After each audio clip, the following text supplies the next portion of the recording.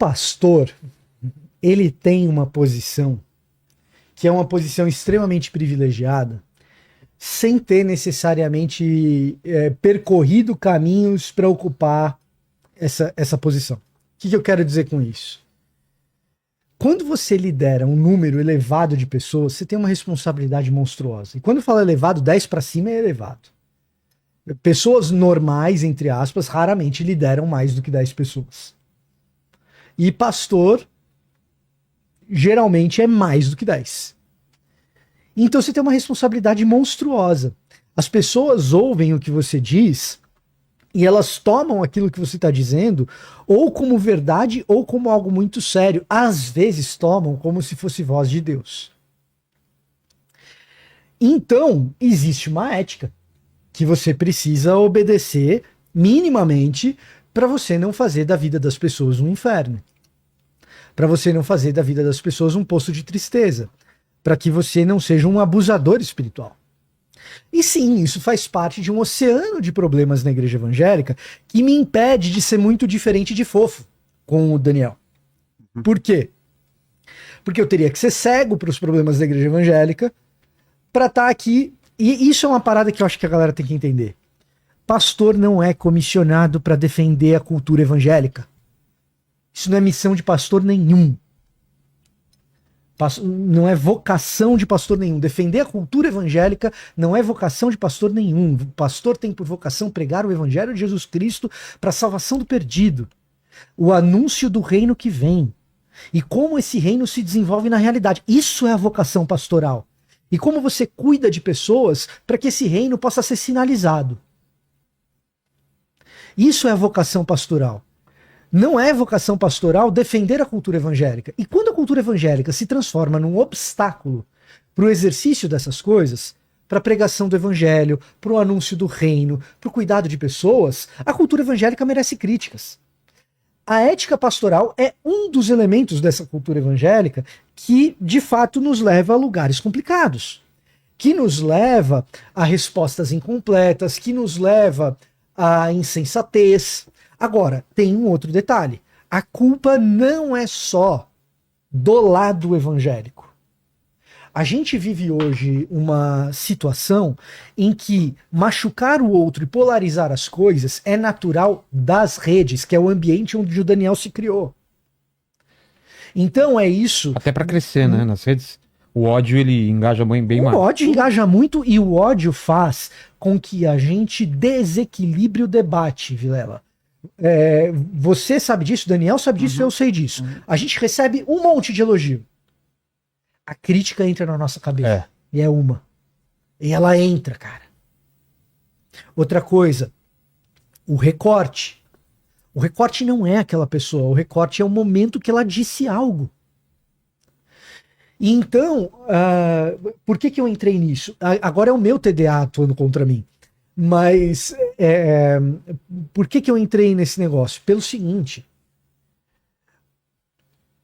a crítica que o Daniel faz é também um recorte.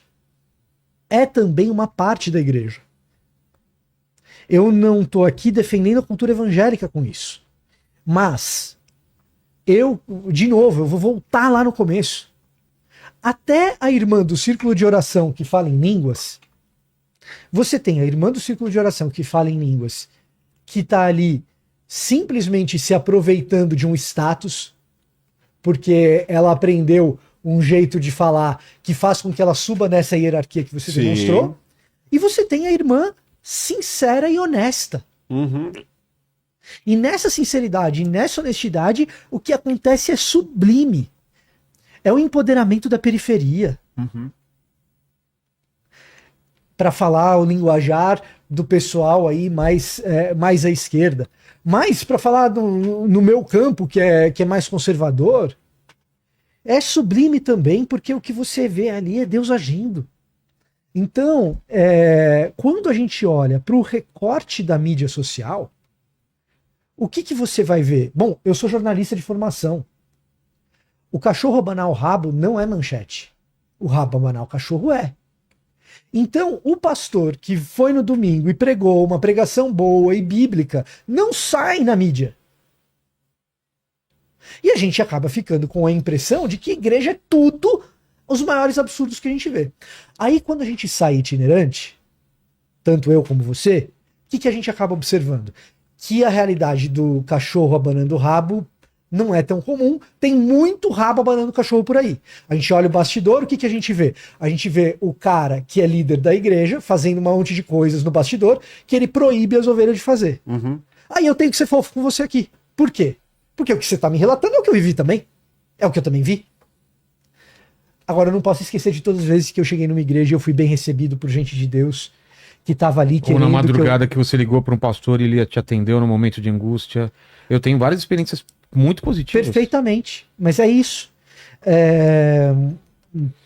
Na madrugada que você precisou ou mais, Vilela? Vou voltar na pergunta do espectador, do internauta. O internauta você foi longe. Nossa. Muito longe, muito longe.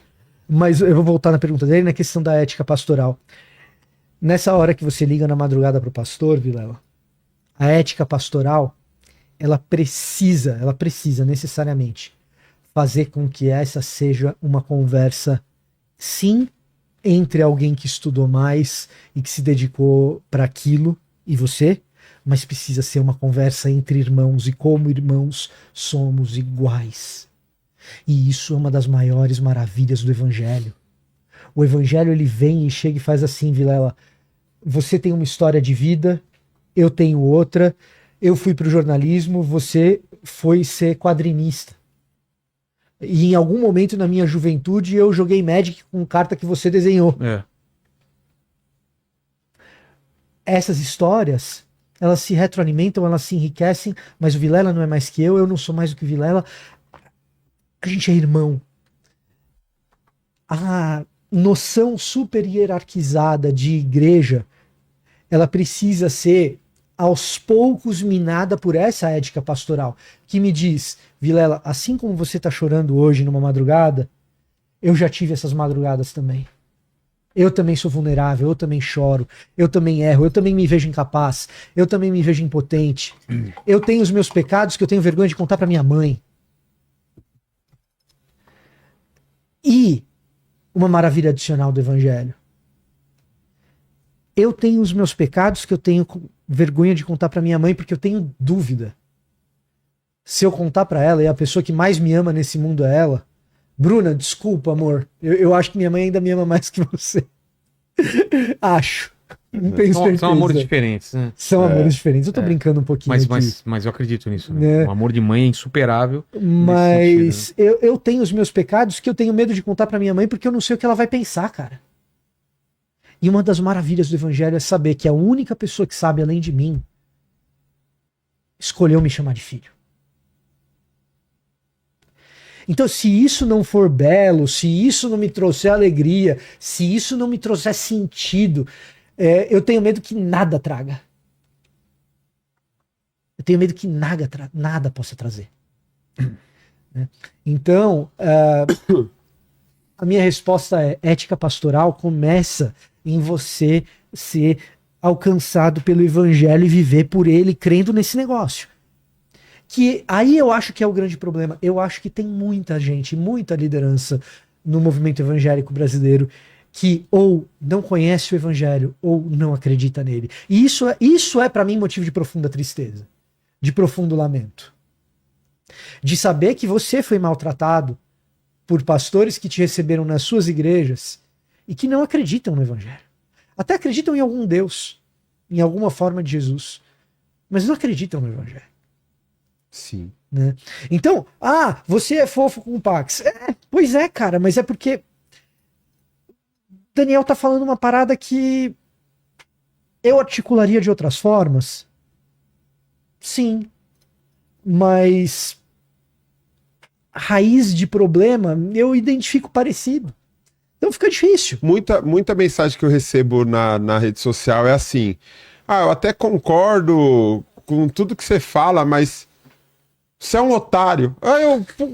Como assim, velho? Mas eu também Você concorda? O problema é que é mais importante a forma do que o que eu estou falando. Não, eu entendo que tem pastor ladrão, eu entendo que tem isso, eu entendo que tem aquilo, mas você não pode falar desse jeito, mas você é um otário. Caramba, velho.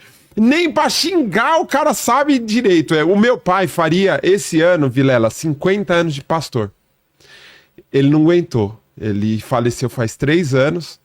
E uma das últimas conversas que eu tive com ele leu muitos livros, ele era muito inteligente. E eu lembro que eu tava filmando ele trouxe uma palavra para a igreja dele lá, a igreja que ele cuidava em Mogi das Cruzes, a igreja metodista. Quando ele terminou de gravar aquele vídeo, eu olhei para ele e falei assim: pai, escreve um livro, pô. Escreve um livro para eu mostrar pro meu filho. Meu filho tava menorzinho ainda, né? Eu falei, escreve um livro, mano, pra eu poder mostrar pro meu filho um dia. Ele começou a chorar, Vilela, e ele falou, eu não consigo. Eu, como músico, Vitor, eu acabo provocando muito, inclusive muita gente que me xinga ali, falando que eu sou desafinado, que eu toco mal baixo e tal. É uma galera ressentida, porque eu alopro músico de igreja que fica nessas notas repetidas e tudo mais. Mas eu defendo essa classe, que pra mim é o seguinte, se a gente tá falando de felicidade... Reconhecimento faz muito parte dessa felicidade. Reconhecimento, você ser reconhecido pelo que você faz é incrível. Então um músico dentro da igreja que se dedicou anos, velho, pra tocar, pra executar, pra fazer a parada, ele não pode cobrar, ele não pode ser remunerado, ele não pode receber uma ajuda de custo, ele não pode falar de dinheiro, porque tá errado falar de dinheiro. Mas a igreja tá certa de pagar um bom salário pra um pastor. Eu tava indo pra Mogi das Cruzes com meu pai num carro, velho, que ele tinha uma Saveiro, mano. E era muito dura, assim, eu tava encostado no banco, tava dor nas costas, 50 quilômetros, mano, da casa dele pra igreja. Eu falei, ô pai, você merece um carro mais confortável, velho. Ele falou, eu jamais aceitaria ter um carro caro num lugar onde as pessoas que eu tô cuidando andam a pé. Isso eu aprendi com ele. Então tem gente que às vezes pra me ofender manda no comentário assim, seu pai teria vergonha de você hoje pelas coisas que você fala. Eu tenho certeza que não. Porque o meu pai é inteligente, sempre foi inteligente o suficiente pra entender que quando eu falo, eu não tô falando sobre ele. Assim como eu tenho certeza que o Jesus que a gente um dia talvez conheceu e talvez um dia vai conhecer, ele não se incomoda com o que está sendo falado ou com a forma que está sendo falado, porque na verdade a vergonha que as pessoas deveriam ter não é de quem está denunciando as pessoas que estão se aproveitando desse nome para fazer atrocidade. Porque o cara mal não sou eu que estou falando isso. Porque eu seria mal se eu teria aceito, se eu tivesse aceitado os convites que eu recebi lá atrás quando era do gospel, quando me ligaram, velho, falaram, ó, agora é nós, agora é a direita, agora a gente vai ter, agora é Rouanet pra nós, agora é grana pra nós, agora é oportunidade pra nós. Eu falei, não quero, velho, eu não quero, porque não se trata disso, velho. Não se trata disso. Quantas igrejas que eu fui, o pessoal fala, porque existe uma covardia, Vitor, e eu acho que você vai concordar comigo, que é a seguinte, talvez o Vilela já deve ter presenciado isso. Pessoas quando saem de um sistema e começam a falar sobre esse sistema, elas são obrigadas a não falar mais. Deixa pra lá, supera, não fala mais sobre isso, não. Mas espera aí, se eu conseguir falar e aliviar a carga de uma pessoa e essa pessoa sofrer menos do que eu sofri nesse sistema, eu vou estar salvando um irmão, velho. Eu vou estar salvando um amigo. Tá ligado? Então é o seguinte, só ofende quem a carapuça serve.